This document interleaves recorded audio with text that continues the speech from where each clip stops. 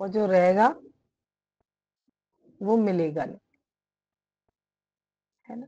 इसलिए भगवान की मर्जी में मर्जी मिला दो, जो है जैसा है वो मेरे योग्य है, उसका आनंद लेते जाओ। ये गुरु जी का पत्र है। यदि तुम आत्मा का निश्चय नहीं करते तो मरे भले हो। गुरु को कोई भी हमदर्दी या तरस तुम्हारे ऊपर नहीं आएगा कि यह क्यों दुखी हो रहा है। बोले दुखी होने का मुख्य कारण है हमारा जीव भाव, हमारा देह भाव। बोले जीव भाव के कारण हमें जन्म मरण में आना है, और अगर हम देह को याद रखेंगे तो आत्मा हमसे बिसर जाएगी। तो गुरु यहाँ इतना निश्चिंत है कि जो आत्मा पक्की करेगा वही मस्त रहेगा, वही गुरु को भी समझ सकेगा। लेकिन जो अपने आप पर कृपा नहीं करेंगे, जो अपने आप को निश्चय में खड़ा नहीं करते हैं, निश्चय गुरु के साथ ही पक्का होता है। अभी हम ज्ञान समझते रहें, सुनते रहें, जब तक प्रैक्टिकल नहीं चलेंगे तब तक निश्चय पक्का नहीं होगा। जितना हम रास्ते पर चलते हैं, जितना हम आगे बढ़ते हैं, तो परिस्थितियां हमको आजमा के देखती हैं कि इनका निश्चय अंदर से पक्का है या नहीं है। और अगर अंदर से निश्चय आपने पक्का कर लिया, मैं देह नहीं, मैं आत्मा हूं, और आत्मा का निश्चय परिस्थिति आने पर डगमगाए नहीं। परिस्थिति आए तो पर स्थिति, मतलब पर माने दूसरा, स्थिति माने हालत। दूसरे पे हालत आती है तो मैं क्यों परेशान हूं। परिस्थिति शब्द भी हमको इंडिकेट कर रहा है कि दूसरे पे परिस्थिति आई है, ये तुम पर नहीं आई है। शरीर पर कोई हालत आई है, मुझ आत्मा को कोई बीमारी, कोई दुख सता नहीं सकता। तो अपना ये निश्चय हम पक्का करते जाएं, आत्मा की स्थिति बनाते जाएं, आत्मा में खड़े हो जाएं। और आत्मिक स्थिति का कैसे आभास होगा? जब कोई भी तुम्हारे जीवन को टच करेगा, कोई भी आपको आजमा के देखेगा, कोई परिस्थिति आपके ऊपर आएगी, तो उसमें तुम अपने आप को स्थिरता में खड़े करते जाओ। और गुरु को उनकी चिंता नहीं है जिन्होंने अपना निश्चय पक्का कर लिया है, लेकिन जो निश्चय पक्का नहीं करेंगे उनकी गुरु भी क्या चिंता करे। क्योंकि ज्ञान नहीं समझोगे तो दुखों से नहीं छूट सकते हो, और गुरु को नहीं पकड़ोगे तो जगत से नहीं छूट सकते हो।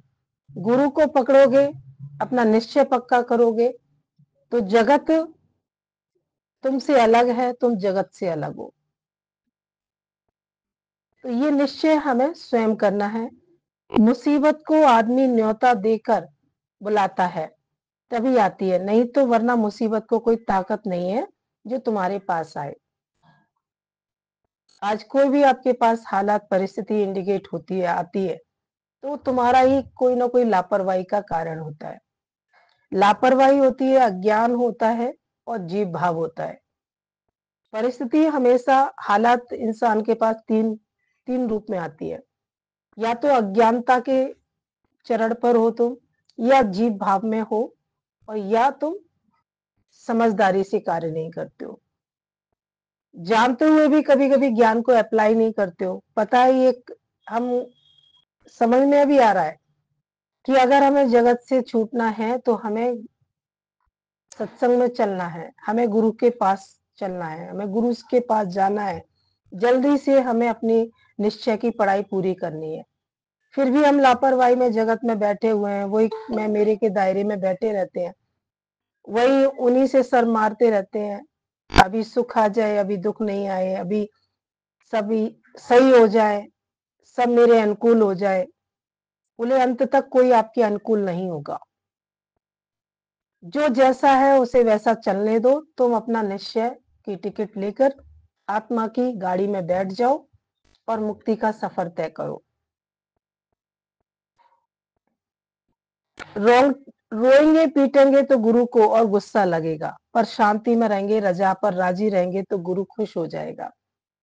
हालात परिस्थिति में जो व्यक्ति घबराता है, परेशान होता है, समय रहते ज्ञान की पढ़ाई नहीं करते हैं, फिर हालात आने पर कभी गुरु को दोष लगाते हैं, कभी भगवान को, कभी परिस्थितियों को, तो गुरु को गुस्सा आता है।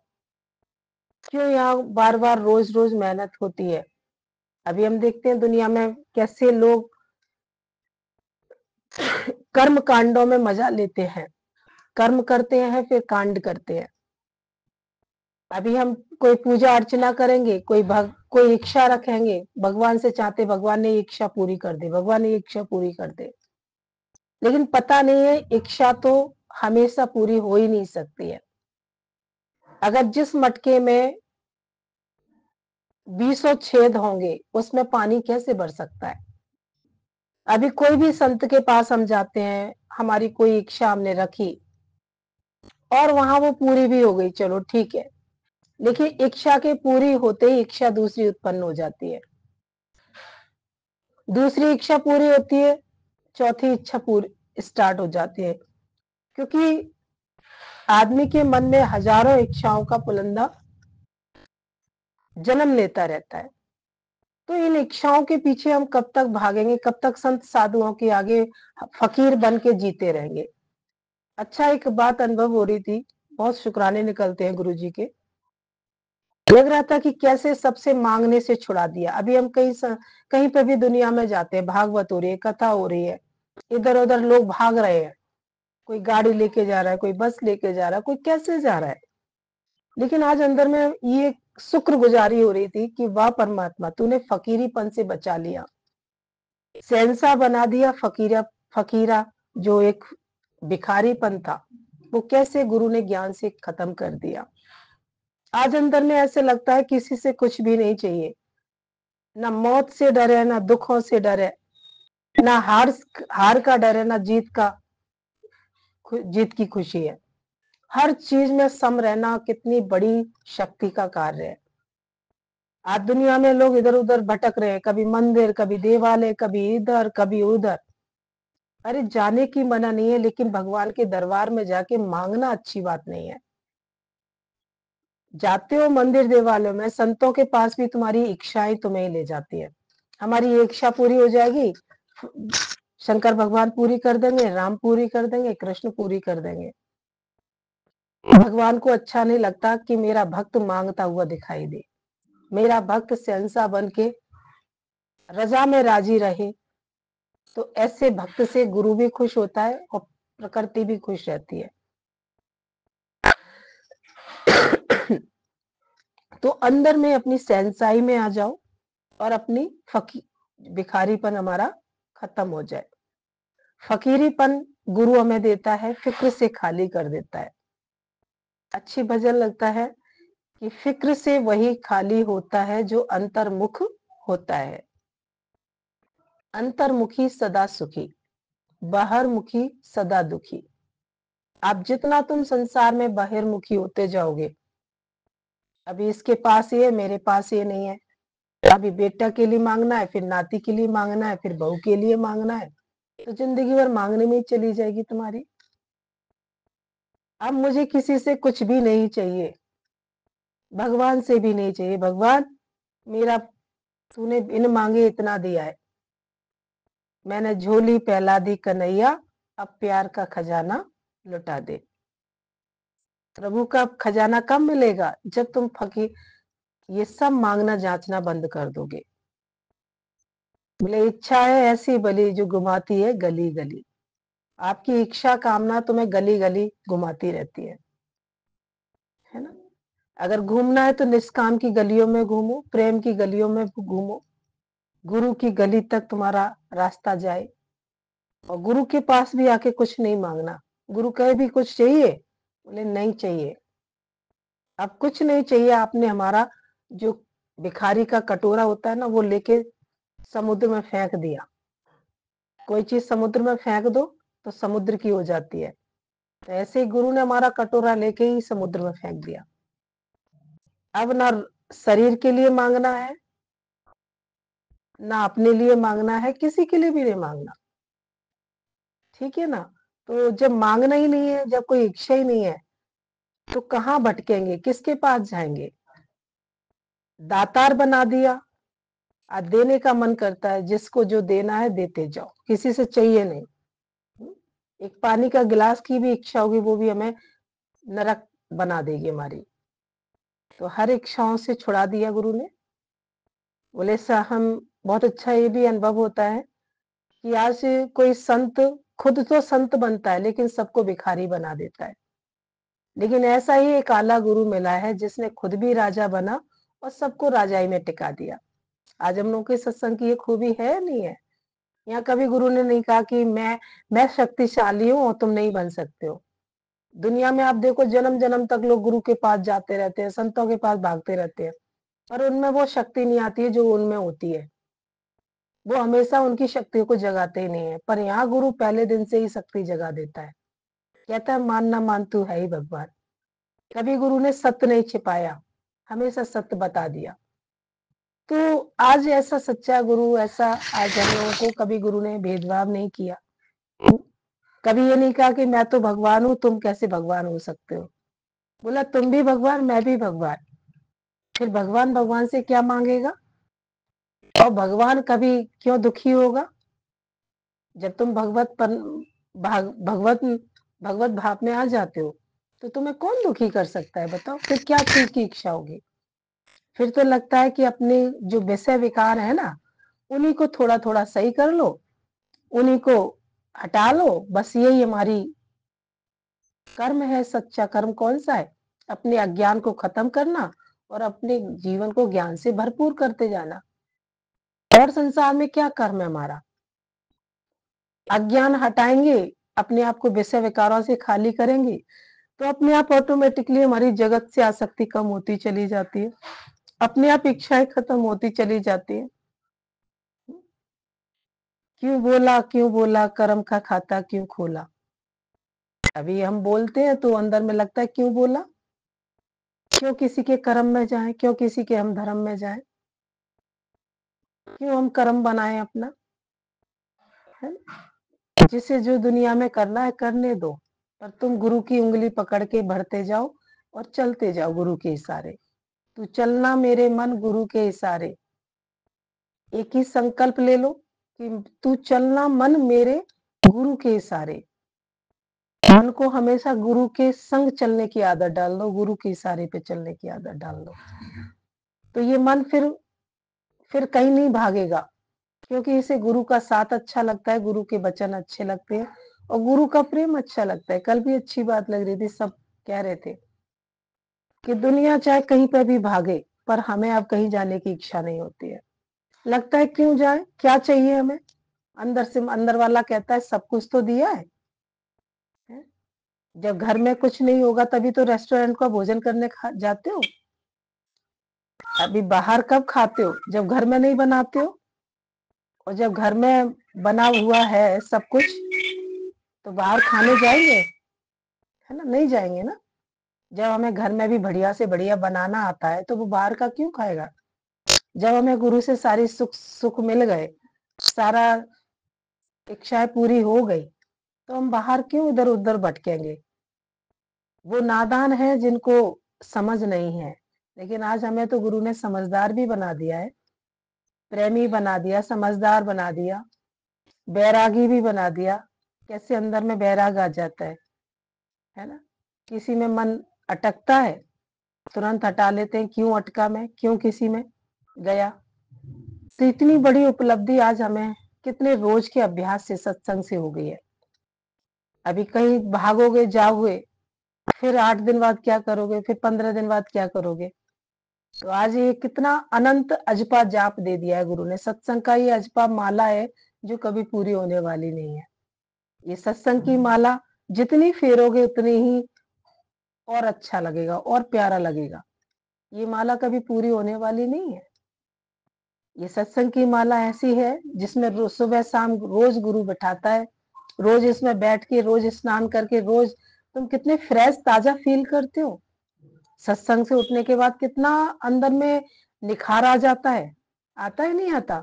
कभी फील होता है कि अंदर में मन सुंदर हो गया, बुद्धि भी अच्छी हो गई, शरीर भी स्वस्थ हो गया, कैसे मरे मरा था, सत्संग सुनने के बाद ऐसे लगता है कि अब उड़े जाएं, काम भी दौड़ दौड़ के होते हैं, कितनी अंदर में एक ताजगी आ जाती है। तो ये कितनी सुंदर भूमि है, ये कितना सुंदर रिश्ता है गुरु से। आज लगता है कि कुछ किया भी नहीं और सब कुछ मिल भी गया। यहाँ गुरु ने किसी बंधन में बांधा भी नहीं कि अरे तुमको कुछ करना है। एक ही पाठ पढ़ाया, कुछ नहीं करना, ना कुछ बनना ना कुछ करना, ना गम से घबराना, गम से भी नहीं घबराना और ना कुछ करना भी नहीं। सब सहज क्रिया में ऑटोमेटिकली हो रहा है, सब हो रहा है, तू देखने वाला है, देखता चल। खेल प्रकृति में अपने आप हो रहा है, अपने आप चल रहा है। ठीक है ना? ये कितनी मजेदार पढ़ाई, आज ये कितना सुंदर अगर पढ़ो। ये जीवन एक क्या है हमारा, एक चित्र है। जीवन एक पिक्चर है। इस पिक्चर को जितना शांत भाव से देखोगे, उतना ही अपनी अपनी पिक्चर आपको बहुत सुंदर लगेगी।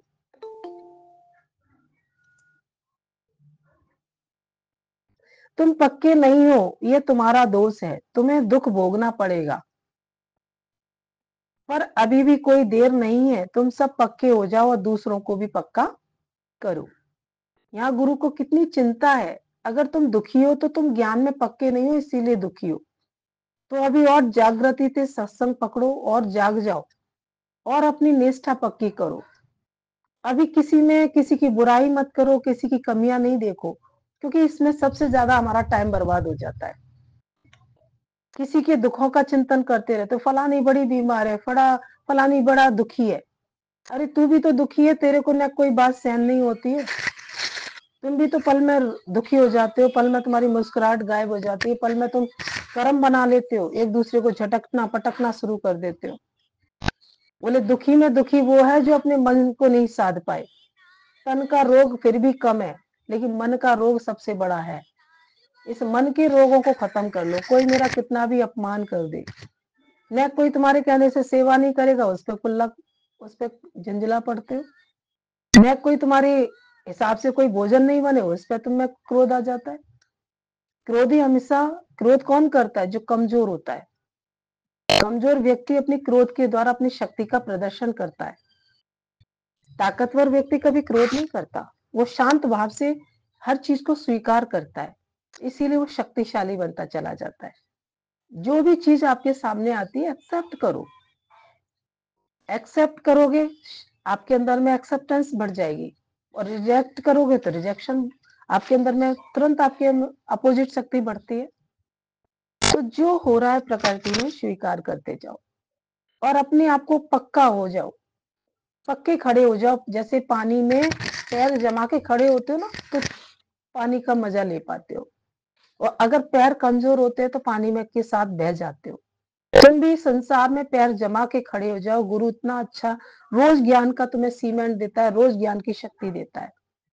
इतने मजबूती से सत्संग में खड़े हो जाओ कि कोई कितना भी हिलाए, पर तुम्हें कोई हिला नहीं पाए। कोई तुम्हारे चेहरे की मुस्कुराहट गायब नहीं कर पाए। हम देखते हैं दिन भर में कई लोग क्रोधी व्यक्ति, अहंकारी व्यक्ति कितना बार बार पे चेहरे चेंज करते रहते हैं। इच्छा पूरी हो गई, खिलखिलाने लगे। न किसी ने नहीं सुना, मुंह बन गया, क्रोध भड़क गया, आंखों लाल हो गई, मुंह लाल हो गया। तो अभी अंदर में अपने आप को साधना शुरू करो। मुझे क्रोध क्यों आया? मैंने अगले पे क्रोध क्यों किया? मुझे क्रोध क्यों आया? मैंने क्यों किया? ये प्रश्न किससे करना है? स्वयं से करना है। सामने वाले से नहीं करना कि इस फलाने ने मैं गलती कर दी इसलिए मुझे क्रोध आ गया। बाहर तो सब तरह की हवा आएगी, लेकिन तुमको उन हवाओं में कैसे स्थिरता से रहना है, ये अपना अभ्यास करो। अभी अभ्यास की बहुत जरूरत है। हमारे पड़ोस में इतने लोग जा रहे हैं, वहां जा रहे हैं, यहाँ जा रहे हैं। अरे वो लोग वो जा रहे हैं जिनको खुद को अब पता ही नहीं है कि हमें करना क्या है। उन्हें पता ही नहीं है उन्हें दुखी किसने किया है। आज गुरु ने तो तुम्हें सब कुछ बता दिया ना कि दुख कहाँ से आता है, क्यों आता है, कितना आता है। तुम्हें सुखी कैसे रहना है, सुखी रहने की भी कला दे दी गुरु ने। तो जब सब कुछ तुम मास्टर तुम्हें बना, तुम्हारे अंदर में सब कलाएं आ गई, अब तुमको अभ्यास की जरूरत है, जागने की जरूरत है। ठीक है ना? तो अभी अपना और अभ्यास करो और अपना निश्चय पक्का करो। मौत, बीमारी, पाप है ही नहीं। ये दावे से गुरुजी बोलते हैं हमारे, ना पाप है, ना बीमारी है और ना गरीबी है। इस संसार में आदमी तीन ही बीमारियों से पीड़ित है। कौन कौन सी? मौत, बीमारी और गरीबी। और पाप भी नहीं है। हम कहते हैं फलाना बड़ा व्यक्ति बड़ा पापी है, फलाना बड़ा गलत करता है। पाप है ही नहीं है, बीमारी है ही नहीं है, मौत है ही नहीं है, गरीबी है ही नहीं है। सब ये मन का अज्ञान का पर्दा पड़ा है। वही मन हमारा ये सब नाटक खेलता रहता है। कभी गरीबी का नाटक खेलता है, मैं गरीब हूं, शायद मेरी कोई दया कर दे मेरे पर। मैं बीमार हूं, बीमारी भी अगर हम अपने निश्चय से बीमारी को भी छूमंतर कर सकते हैं।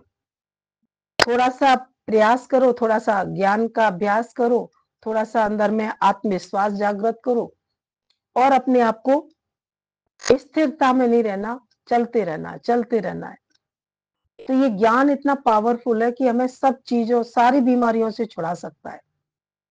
अभी इन्हीं सब चीजों में तो दुनिया भटक रही है। दुनिया कहाँ भटक रही है? कोई बीमारी भगाने के लिए भाग रहा है, कोई पाप से बचने के लिए भाग रहा है, कोई मौत के डर से मंत्रों का जाप कर रहा है, मेरे घर में कोई मौत नहीं हो जाए, मैं मर ना जाऊं।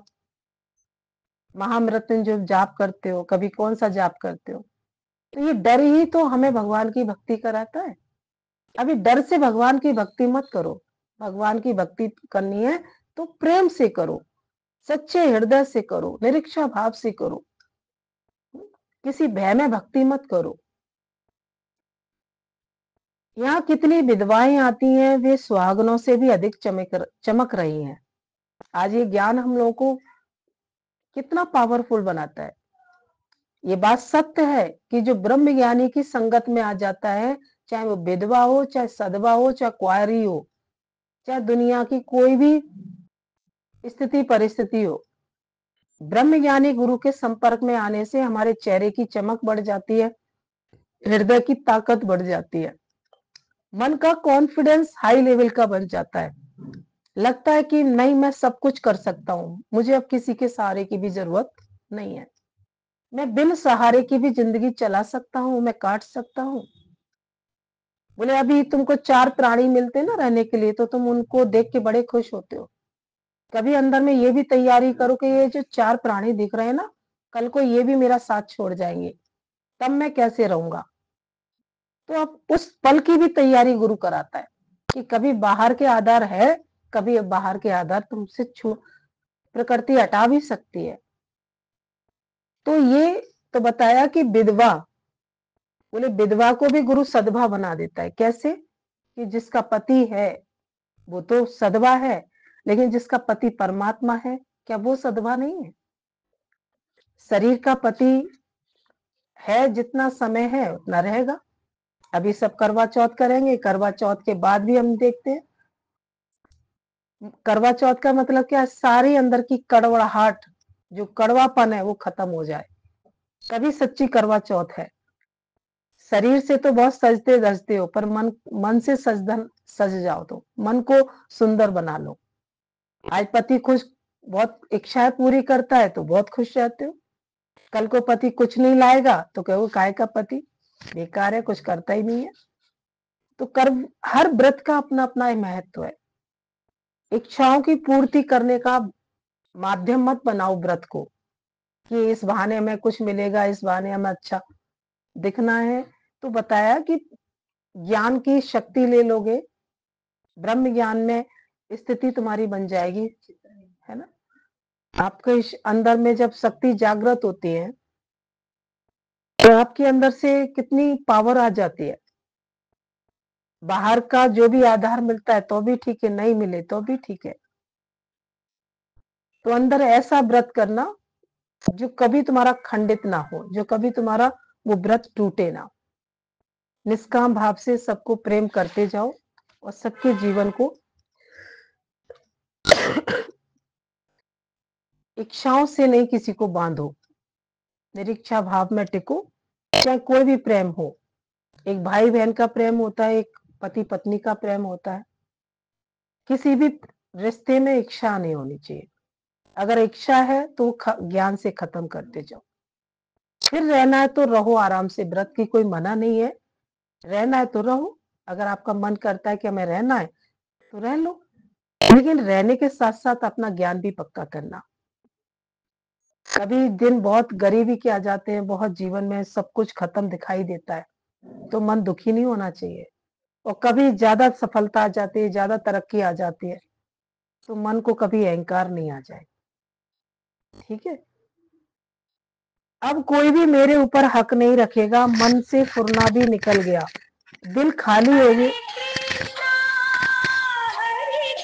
बोले दिल खाली होगा, संबंधी रिश्तेदार सब मन से निकलेंगे, तभी भगवान आकर बैठेगा।